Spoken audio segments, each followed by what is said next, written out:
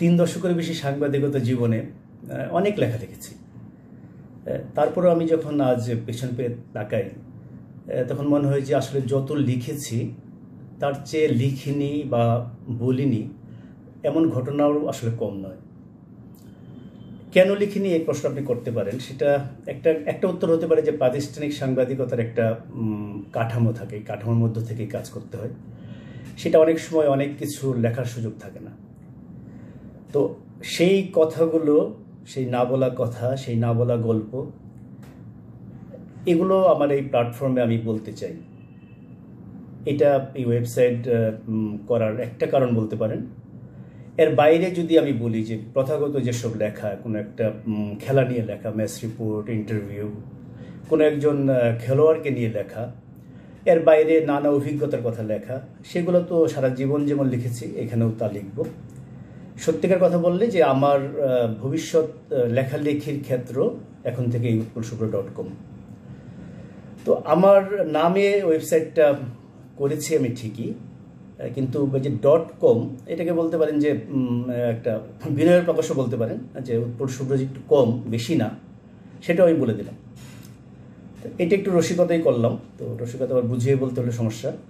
তো যেটা আসলে বলতে চাচ্ছি সেটা হচ্ছে যে আমার নামে হলেও আমি চাচ্ছি, বা আমার স্বপ্ন বলতে পারেন, যে একদিন এটা একটা সর্বজনীন প্ল্যাটফর্ম হয়ে উঠবে। এটা খেলার যা কিছু ভালো, খেলার মধ্যে মূল যে চেতনাটা খেলার, আমরা অনেক সময় খেলার ভিতরে বাণিজ্য আসার কারণে, নানা স্বার্থের কারণে, নানা কারণে খেলার যে মূল সুরটা সেটা অনেক সময় হারিয়ে ফেলি, ভুলে যাই। তাই মনে করি এই ওয়েবসাইট সবসময় একটা ব্যাপারে সবসময় দায়বদ্ধ থাকবে, এটা আমি আপনাদের কথা দিতে পারি। সেটা হচ্ছে আমরা কখনো খেলার মূল চেতনাটা ভুলে যাব না। সেটা কি? সেটা হচ্ছে যে খেলা আসলে কেন শুরু হয়েছিল, মানুষ কেন খেলতে শুরু করেছিল। আপনি যে কোনো আসলে মানুষ কেন, যে কোনো প্রাণী দেখবেন যে তারা 2 জন 3 জন 4 জন একখানে হলে তারা কোনো না কোনো একটা খেলা শুরু করে দেয়। তো খেলাটা আসলে মানুষের একটা প্রকৃতিগতভাবে দেয়া একটা মনের একটা চাহিদা, এবং এর সঙ্গে আরও অনেক কিছু আছে যেগুলো বাংলা রচনার ভাষায় বলতে গেলে শারীরিক বিকাশের ব্যাপার জড়িত, মানসিক বিকাশের ব্যাপার জড়িত। খেলা নেতৃত্ব শেখায়, খেলা আপনাকে জীবনে আপনাকে যেটা প্রতিনিয়ত মুখোমুখি হতে হয়, জয় পরাজয়ের সঙ্গে মানিয়ে নিতে শেখায়।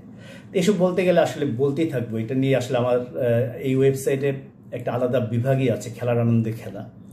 তো এই খেলার আনন্দে খেলা, এই কথাটাই আসলে আমার ধারণা সব কিছু বলে দিচ্ছে।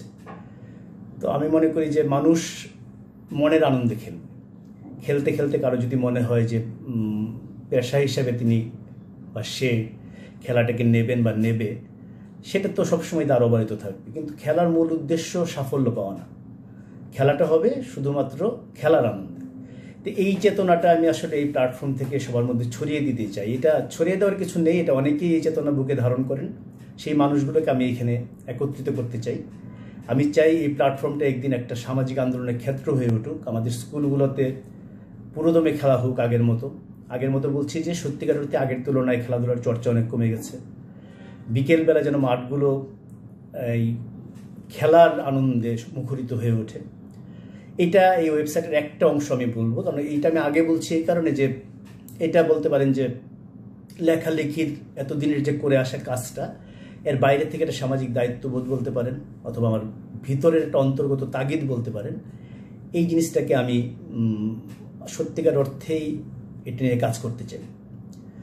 আরেকটা যেটা বলছিলাম যে আমার লেখালেখির কথা, যে আমার এত বছরের লেখালেখি, হাজার হাজার লেখা বলতে গিয়ে হঠাৎ করে মনে হলো যে সংখ্যাটা আসলে হাজার হাজার দিয়ে বোঝানো যাচ্ছে না, সংখ্যাটা লাখ লাখ বললেও হয়তো কম হয়ে যাবে। যেহেতু 30 বছর সাংবাদিকতা করেছি, দিনের পর দিন এরকম আছে টানা হয়তো 60 দিন লিখে গেছি, একাধিক লেখা, 2টা 3টা 4টা করে লেখা লিখেছি টুরের সময়। সব কিছু মিলে প্রচুর লেখা আছে, যে সব লেখা মানুষ অনেকেই দেখেছি বিভিন্ন সময় আবার পড়তে চেয়েছেন। সেটা হয়তো সবসময় যে লেখার গুণের কারণে হয়েছে তা না, কখনো হয়েছে সেই ঘটনার কারণে, কখনো হয়েছে কোনো একটা নির্দিষ্ট হয়তো কোনো একটা পারফরমেন্স যেটা বারবার আপনার ফিরে দেখতে ইচ্ছা করে। তো সেসবের একটা সুযোগও থাকবে এই ওয়েবসাইটে। এর মধ্যে আপনি যদি ওয়েবসাইট একটু ঘুরে দেখেন, দেখতে পাবেন যে আমার পুরনো অনেক লেখাই এর মধ্যে আপ করা হয়েছে। ভবিষ্যতে এই সংখ্যাটা ধীরে ধীরে বাড়বে। এটা করার একটা বড় কারণ হচ্ছে গত কিছুদিনে মানে কি কয়েক বছরেই এই অভিজ্ঞতা আমার বেশ কয়েকবারই হয়েছে, যে কেউ হয়তো তরুণ, কেউ হয়তো একটা ঘটনা জানতে চাচ্ছেন, আমি তখন ঘটনাটা বলতে গিয়ে আমি একটু একটু ধরেন সংক্ষেপে সারছি এবং বলতে বলতে একটু ভাবছি যে তো সেদিনের ঘটনা বা এটা আমার একদম চোখে দেখা একটা ঘটনা, সবাই তো জানে, এটা নিয়ে আবার এত এত বিস্তারিত বলার কি আছে। এরপর আমি ব্যাপারটা বুঝতে পেরেছি যে আমি হয়তো যে কথাটা বলছি হয়তো অভিষেক টেস্টের কথা। তখন আমি হঠাৎ করে খেয়াল করে দেখতাম যে আসলে এটা 20 বছর আগের কথা, 19 বছর আগের কথা, যদি আমি 2 বছর আগের কথা বলি আর কি, যখন ওই ছেলেটার সঙ্গে কথা হচ্ছে, তো যার সঙ্গে কথা বলছি তার বয়সই হয়তো 18, 19, 20। তো তার পক্ষে তো ওই জিনিসটা আসলে দেখা তো সম্ভবই না। যতটুকু শুনেছেন তিনি নানাজনের কাছ থেকে, সেটাও তার মনে কৌতূহলটা হয়তো আর বাড়িয়ে দিয়েছে। তো সেই ধরনের লেখাগুলো হয়তো এখানে আবার প্রকাশ করা হবে পাঠকদের জন্য। এখানে একটা বড়, আমি শুধু পাঠক বলবো না, আমি বলবো যেটা আপনার জন্য, সেটা পাঠক, আপনি ইতিমধ্যে মোটামুটি প্রতিষ্ঠিত লেখকও হতে পারেন, সেই প্রতিষ্ঠিত লেখকদের জন্য আমি একটা আলাদা এখানে একটা জায়গা আছে আমার, যে অতিথি কলাম নামে, যেখানে বাংলা ভাষায় যারা ভালো লেখেন খেলা নিয়ে, সেটা শুধু বাংলাদেশ না, পশ্চিম বাংলা সহ সেই নামী ক্রীড়া লেখকরা, সাংবাদিকরা এই অতিথি কলামে লিখবেন। আপনি অন্য কোনো জায়গায় হয়তো কর্মরত ক্রীড়া সাংবাদিক হিসাবে আপনি এখানে লিখতে পারেন। আপনি হয়তো শুধুই খেলা পড়েন, পড়তে ভালো লাগে, খেলা দেখতে ভালো লাগে, আপনিও আপনার যে কোনো কথা এখানে লিখতে পারেন। সেটা যদি আপনি লেখার আকারে লেখেন, লেখায় ছাপা হবে। আপনি যদি এই ওয়েবসাইটে প্রকাশিত কোনো লেখা নিয়ে, কোনো মন্তব্য নিয়ে, কোনো যে কোনো কিছু নিয়ে কোনো ভিন্ন মত জানাতে চান, সেটার সুযোগ আছে। চিঠি লিখে জানাতে পারেন আমাদের কাছে কী চান, আপনি করতে পারেন। যে কোনো প্রশ্ন, তারও সুযোগ আছে আমাকে নিয়ে, ওয়েবসাইট নিয়ে, আমাদের ভবিষ্যৎ পরিকল্পনা নিয়ে। এর বাইরে আমি আরেকটা জিনিস বলতে চাই, যে লেখালেখির যে কথা তখন বলছিলাম, এটা মূলত কারণ হচ্ছে যে আমার আসলে সাংবাদিকতা জীবনের মোটামুটি বলতে পারেন যে পুরো সময়টাই লেখালেখি কেন্দ্রিক। তো সময়টা আসলে অনেক বদলে গেছে এখন। লেখা মানুষ আগের মতোই পড়ে বলে আমি বিশ্বাস করতে চাই, কিন্তু সত্যিকার অর্থে লেখা যেমন মানুষ পড়ে, তার চেয়ে বেশি এখন মানুষ দেখতে চায়, নিজে ভিডিও দেখতে চায়, কোনো একটা ঘটনা সে ভিজুয়াল দেখতে চায়। তো সেই কারণে যুগের দাবি বলতে পারেন, যুগের দাবি বলতে পারেন, সময়ের দাবি। তো আমি তো সময়কে বদলাতে পারবো না, সময়ের সঙ্গে হয়তো আমাকে নিজেকেই বদলাতে হবে। তো এই ওয়েবসাইটে তাই ভিডিও থাকছে, ইউটিউব থাকছে, সেখানে আমরা হয়তো চলতি নানা বিষয় নিয়ে কথা বলবো, অতীতের কোনো ঘটনা নিয়ে কথা বলবো, সেটা নানা রকম ফর্মে হয়তো আসবে। আমি পুরো আসলে এখানে এত বিস্তারিত তো আর একদিনে বলা সম্ভব না। ধীরে ধীরে আপনারা যদি ওই ওয়েবসাইট অনুসরণ করেন, আপনারা দেখতে পাবেন এখানে আমরা কি করছি। আর যে ভিন্নমত জানানোর কথা যে একটু আগে বলেছিলাম, আমার মনে হয় ভিন্নমত জানানোর সুযোগ আপনাদের প্রচুর ঘটবে এই কারণে যে আমি আসলে এটা খুব প্রচলিত অর্থে একটা নিউজ ওয়েবসাইট করছি না বা করতে চাই না। নিউজ আপনারা নানাভাবে হয়তো জেনে যান, এত ওয়েব পোর্টাল, এত টেলিভিশন, এত অনলাইন।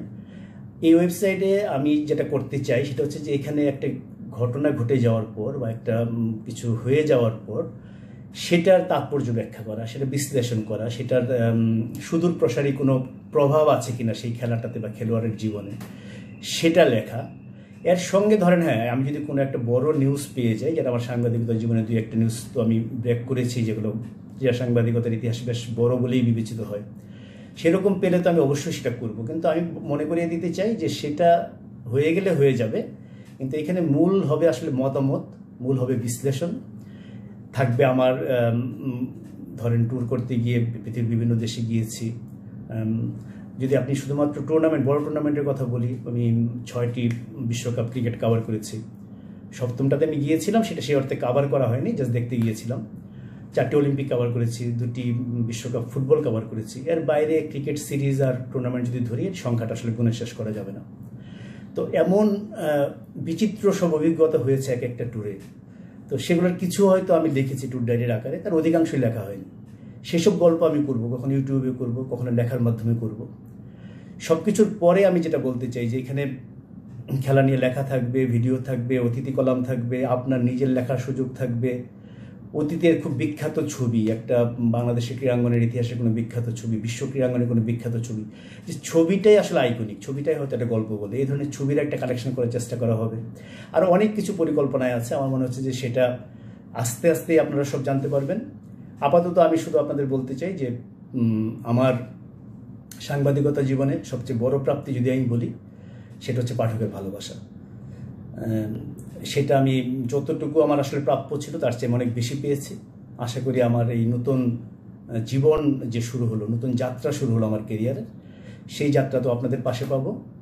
উৎপলশুভ্র.com আপনাদের সবাইকে স্বাগত। শুভেচ্ছা, ভালো থাকবেন।